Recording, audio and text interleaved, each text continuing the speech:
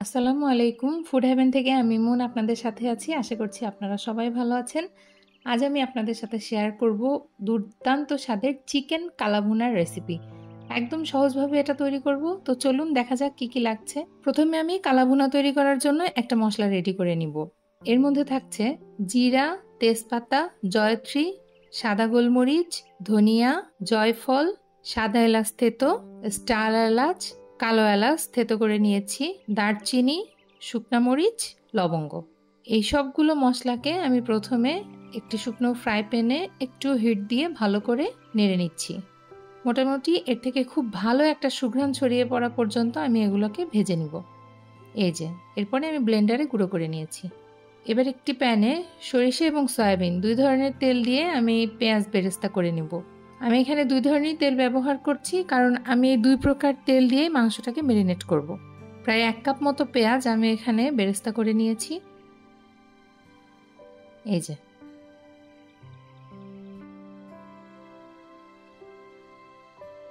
কালাভুনা করার জন্য এখানে আমি নিয়েছি ফার্মের মুরগি। মাংসগুলোকে আমি এভাবে একটু ছোট ছোট করে কেটে নিয়েছি। এখানে 1 কেজির একটু কম মাংস আছে। এগুলোকে আমি এখন ম্যারিনেট করে নিব। এর জন্য আমি দিয়ে দিচ্ছি বড় সাইজের 2টা পেঁয়াজ কুচি, 1.5 চা চামচ রসুন বাটা, 1/2 চা চামচ আদা বাটা, 1.5 চা চামচ মতো লবণ, 1/2 চা চামচের একটু বেশি হলুদের গুঁড়া, উঁচু করে 1 চা চামচ মরিচের গুঁড়া আর 2 চা চামচ ধনিয়া জিরা গুঁড়া এখানে একসাথে গুঁড়া করা আছে। আর দিয়ে দিচ্ছি ভেজে রাখা সেই বেরেস্তা এবং বেরেস্তা ভেজে রাখা সরিষা ও সয়াবিন তেলের মিক্সিংটা। এবার এগুলোকে খুব ভালো করে ম্যারিনেট করে একটি কড়াইয়ে নিয়ে নিচ্ছি। ডাইরেক্ট এগুলো কড়াইয়ের মধ্যেও ম্যারিনেট করা যেত। বাটি ধোয়া পানিটা দিয়ে আমি এবার এগুলা মিডিয়াম হিটে কষিয়ে নিতে থাকবো। এখানে আমি আর কোনো অতিরিক্ত পানি ব্যবহার করব না। মিডিয়াম টু লো হিটে খুব আস্তে আস্তে মাংস থেকে যে পানি বের হবে সেই পানিতেই আমি পুরো মাংসটাকে ঢাকনা দিয়ে দিয়ে ধৈর্য ধরে কষিয়ে নিব। মাঝে আমি একটু মরিচ দিয়ে দিচ্ছি। আমি একটু স্পাইসি খাবো, এই জন্য মরিচ দিয়ে দিলাম।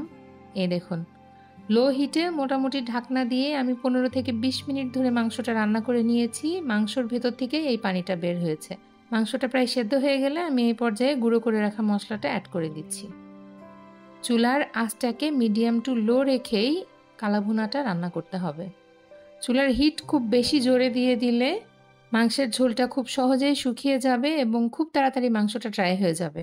এর জন্য মিডিয়াম টু লো আঁচে মাংসের ময়েশ্চারটা রেখে আমাদের মাংসটা আস্তে আস্তে ভুনা করে নিতে হবে। কালাভুনা করতে একটু সময় লাগে, তারপরেও যদিও এটা ফার্মের মুরগি তাই খুব বেশি আমাদের অধৈর্য হওয়ার প্রয়োজন নেই। মোটামুটি 30 থেকে 35 মিনিটের মধ্যে এই রান্নাটা আমাদের খুব সুন্দরভাবে হয়ে যাবে। মাংসটা চেক করে আমার মনে হয়েছে এতে একটু লবণ অ্যাড করা প্রয়োজন, তাই আমি এতে একটু লবণ অ্যাড করে দিয়েছিলাম। মিডিয়াম টু লো হিটে রেখেই এভাবে মাংসটা খুব ভালোভাবে আমি এবার ভাজা ভাজা করে নিলাম।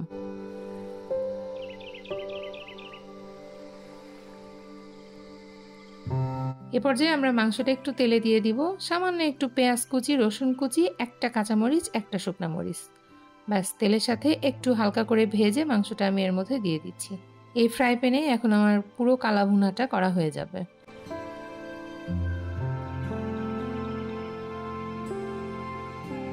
সব শেষে আমি এখানে পেঁয়াজ কুচি দিয়ে দিলাম। পেঁয়াজ কুচিটা দিয়ে আমি মাংসটা নাড়াচাড়া করলে এতে কালাভুনার খুব সুন্দর একটা কালার চলে আসবে। এই দেখেন, প্রায় 5 থেকে 7 মিনিট আমি শেষে এটাকে নাড়াচাড়া করে নিয়েছিলাম। আর হ্যাঁ, অবশ্যই মিডিয়াম টু লো হিটে। ব্যাস, তৈরি হয়ে গেল আমার চিকেন কালাভুনা। এটা দেখতে যেমন আকর্ষণীয় লাগছে, খেতে ঠিক ততটাই সুস্বাদু হয়ে থাকে। আর কালাভুনাটা একটু স্পাইসি ভালো লাগে। আপনারা এভাবে করে খেয়ে দেখবেন, অবশ্যই ভালো লাগবে। তো আমার ভিডিওটা আপনাদের ভালো লেগে থাকলে আমার সাথে থাকবেন, আমার জন্য দোয়া রাখবেন। আপনারা সবাই সপরিবারে সুস্থ থাকুন। ধন্যবাদ।